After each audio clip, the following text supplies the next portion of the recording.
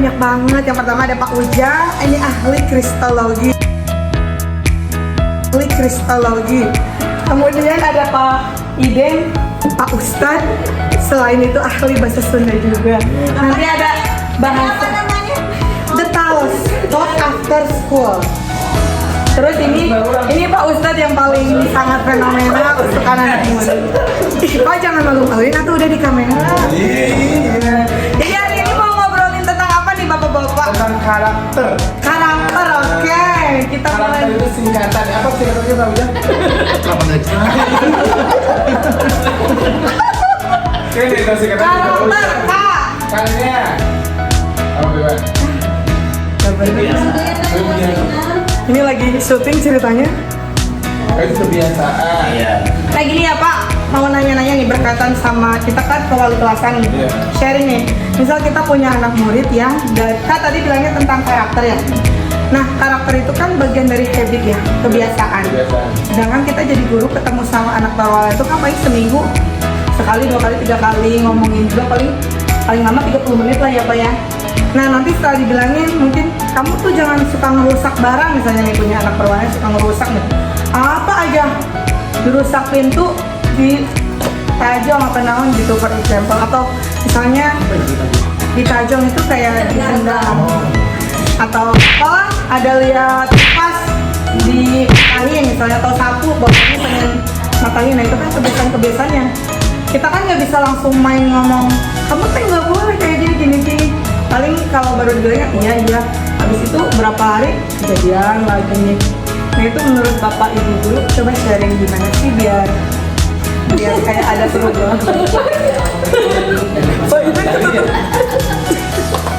Gimana nih Pak? Coba sharing dari itu. Coba mungkin dari kacamata Pak Ujang. Ini giliran syuting pada lempar-lempar. Kacamata. Kacamata, that's simple. Iya. Coba gimana Pak Ujang? Iya, khawatir saya Ya, itu harus kembali ke diri kita, bahwa itu sebuah kewajiban kita. Mengingatkan itu jangan pernah putus. Ya, itu ya harus selalu gitu. Jangan kemudian kita ketika siswa berbuat ulang lagi, kemudian kok ketuaan. Nah itu. Kita gitu. Kan kamu udah kita pun itu waktu kecil ketika diomongin secara orang masih juga. Mungkin itu semua harus mungkin ya. Terus saya dari satu deh. Oh Bapak dari dulu Bapak ya? Oh nggak pernah bermasalah ya? Itu seberpengaruh apa ke karakter? Karakter anak yang sudah jadi itu seberpengaruh apa ke Bapak? Karakter itu kan sesuatu yang melekat dalam diri kita. Coba kita dekatkan ke Pak Isam sedikit ya. Karena di dalam Imam Ghazali juga dengan akhlak iya. ya. Akhlak itu sesuatu yang melekat pada dirinya, yang secara spontan keluar tanpa ada rekayasa, tanpa ada rekayasa. Terus yang tadi mengingatkan ya, mengingatkan kita adalah kewajiban kita sebagai guru. Ya. Mengingatkan itu bukan berarti satu kali, udah terus berkali-kali. Karena yang di dalam misalnya itu kita harus saling mengingatkan, apalagi kita sebagai guru berkewajiban. Dan tadinya mungkin anak-anak tuh kalau sering-sering ngobrolin terpaksa, terbiasa, kita jadi karakter buat dia yang terbiasa.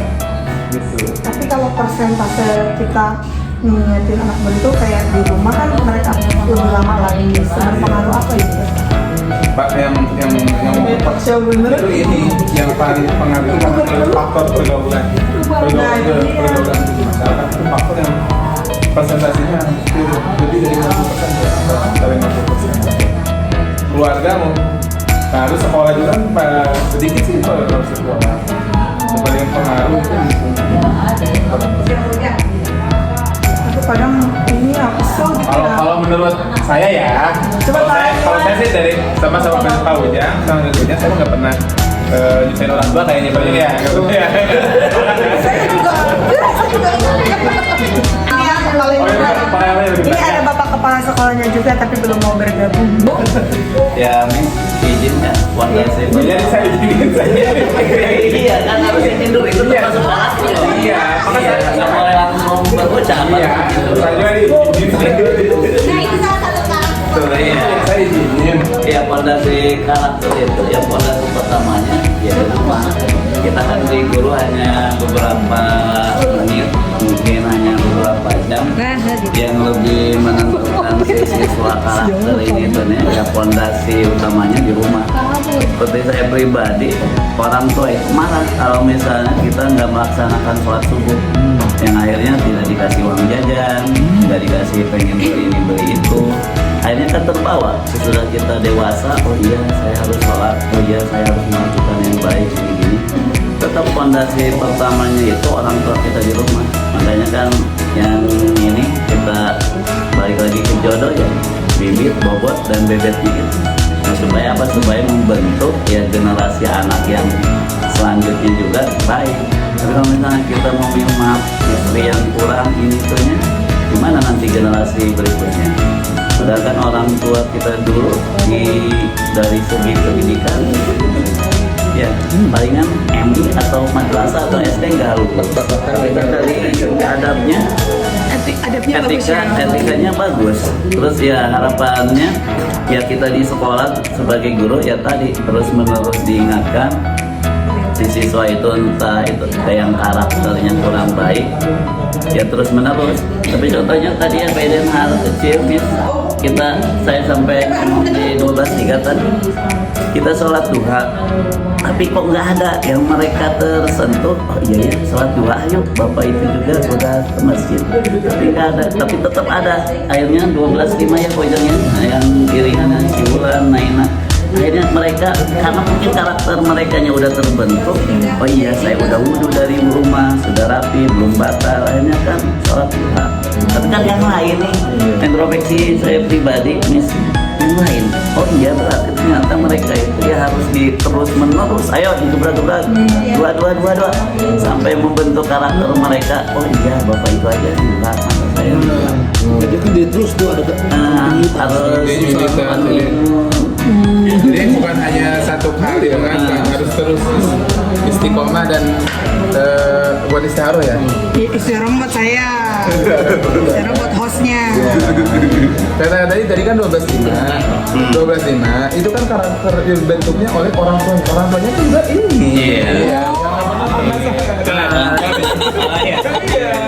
10:03 juga insya Allah ya. Dari 16 pulang itu hanya 12:05. Iya. Membentuk karakter. Berarti setelah tidak langsung Pak Ujang ini udah membentuk karakter yang baik bagi Masya Allah. luar biasa. Udahlah ini nggak ditayangin lah, nggak gini kau bagusin kelas saya. Nah ini bapak kepala sekolahnya. Nah ini bapak kepala sekolahnya, bapaknya. Tuh keren banget. Bapak ini enggak tetap layarin, nanti diedit di YouTube iseng-iseng aja. Baru tepat. Iseng-iseng kan suatu hal yang positif. Artinya di sela-sela kayak gini ada hal yang konstruktif apa untuk peningkatan kompetensi kualitas pembelajaran.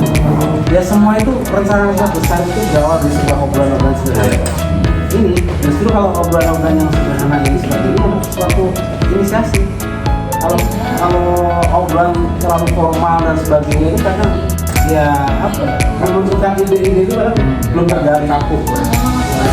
Dan dengan seperti ini kan ya ada Pak Iden, ada Pak Iwan kan bisa berekspresi. Apalagi kalau misalnya sambil ngopi. Saya ngopinya bukan kopi saya. Endorse ya. Jangan lupa endorse ya. Tapi sebenarnya juga cantik gitu. Ini gelas praktek ini ya Pak. Ada filosofinya Pak. Jelas ini disebutin. Nah ini ya asal Tentang masalah Karakter, Pak. Pak. Di katanya anak tuh gatel bisa kursi di sakit. Kebiasaan vandalisme. Jadi kalau nggak preter itu mental gitu. Itu kan karakter. Mungkin itu karena kebiasaan dari rumah yang dibawa ke sekolah. Tipsnya baru dapat. Itu. ya Tipsnya apa biar ya sekarang saya nanya kayak misalnya Pak Ujang lah. Pak Ujang kalau datang diapain sih? Bisa kan? Ya udah kayak sekali selesai. Jadi berulang kali atau gimana. Nah kalau tadi Pak Isa makan ya kita gatel. Tapi ya sederhana aja kalau kita gatel ya gatel. Ya dalam umum kayak sekali langsung selesai gitu kan. Apalagi tidak ada karakter. ya kita garuknya itu hanya sekali, cuma kita reset mana anak sekali dua kali. Jadi ya mungkin tadi itu lah satu kelas itu yang atau mungkin satu sekolah itu yang sekali nasihatin langsung berubah, itu so amazing gitu ya. Itu suatu perubahan yang biasa karena apa? Kebiasaan, education. Makanya kalau misalkan anak nilainya angka di raport, anak kognitifnya, knowledge-nya 90, misalkan ya kita lihat. Beda dengan misalkan gini, logikanya begini. Anak sekarang mendapatkan nilai ulangan 40 lah. Apa faktornya? Ya nilainya di bawah KTM atau mungkin sangat rendah. Faktornya apa? Banyak sih intelijen bisa. Mungkin nggak belajar, ya kan? Ya, contoh misalkan UTS atau apa dan sebagainya. Coba testimoni. Coba belajar. Nah, kamu serius belajar. Semalam aja. Nggak usah main HP, nggak usah pegang HP, kita fokus belajar aja. Kira-kira bisa banget berubah nggak kalau belajar lagi? Tidak berubah. Kan kesimpulan. Tapi kalau anak biasanya langsung latah gitu. Sama temen-temen apa setiap hari mau ngumpat dan sebagainya, dinasehatin sekali bisa berubah. Belum tentu. Tidak semudah gitu kan. Maka tugas kita ya jangan apa sombong kan menggaruk dalam tanda kutip tadi ya, atau sebagai guru kita harus bersikap sama. Mungkin Faiden mungkin bisa Ini siapa ini? Siapa ini? dari segi saya pernah dengar gini Pak ya. Ya. Orang mencari ilmu itu saya pernah dengar begini dari segi sejarahnya mungkin ya, atau dari keagamaan dari Bapak mungkin ya, pernah dengar seperti ini Pak. Cari ilmu itu sekarang bukan 3 tahun 5 tahun terus 10 tahun dapat ilmu sendiri sama Bapak itunya lebih lama lebih susah gitu. Ya, saya setuju itu. Kalau dikuatkan dengan dalil-dalilnya saya tidak bisa. Oh, iya. Tapi setuju saya. Karena kalau itu tidak. Jadi kata tadi dia kalau untuk tadi yang Bapak motifnya untuk anak satu malam untuk belajar fokus itu ada perubahan. Tapi untuk karakter saya kasih tahu ya itu lebih susah.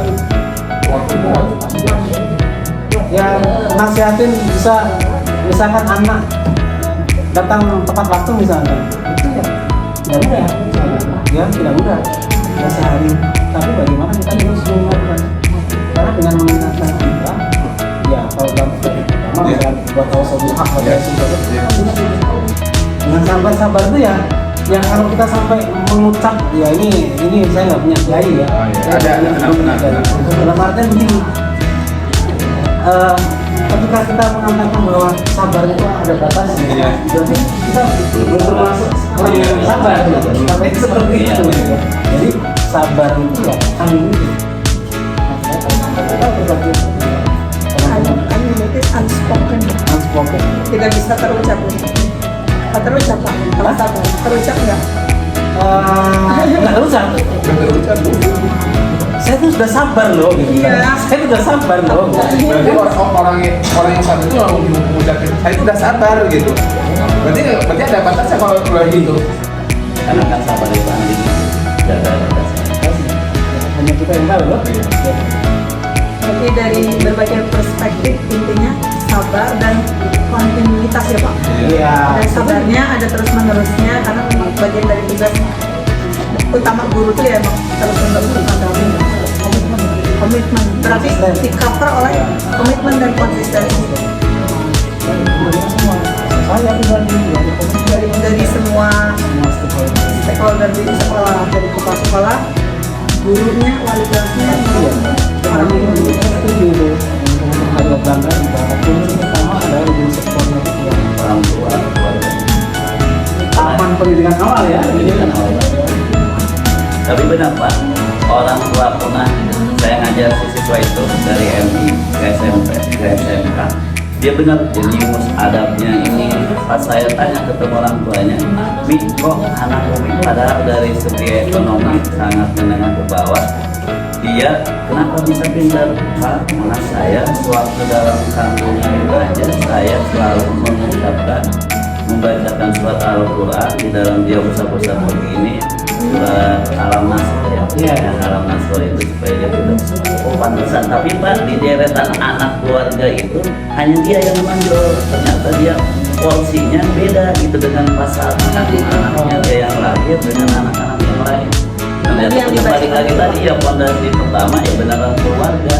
Yang terkadang kita ya keluarga kita motor si anak harus begini-begini di sekolah, kalau nyampe rumahnya Dilepas lagi gitu. dilepas lagi. Setelah tidak langsung dia ngasih tahu. Iya, jelas ya. Iya. Nanti kalau dia kesini usap-usap Iya, ya kan? sampai Iya. Dia tuh mungkin orang tua saya dulu Ah, iya, lupa iya. usap-usap. Oh, di Abdul sama Pak Hisab bisa-bisa. Iya. Kalau kita kan nggak usap-usap. Gimana juga di sini. Ini cut ya, di cut. Ini dia konsumsinya ya. Ya Allah, konsumsi keripik MBG. Keripik MBG. Oh, belum nih. Nanti kalau udah dapat endorse ya, insya Allah ini ganti jadi Jeko. Ya itu benar ya soalnya. Mau gimana? Ya, fondasi keluarga. Fondasi keluarga. Pak, menurut Bapak ya, Apa dari saya? Kan dapat ujang. ya tadi kata saya kan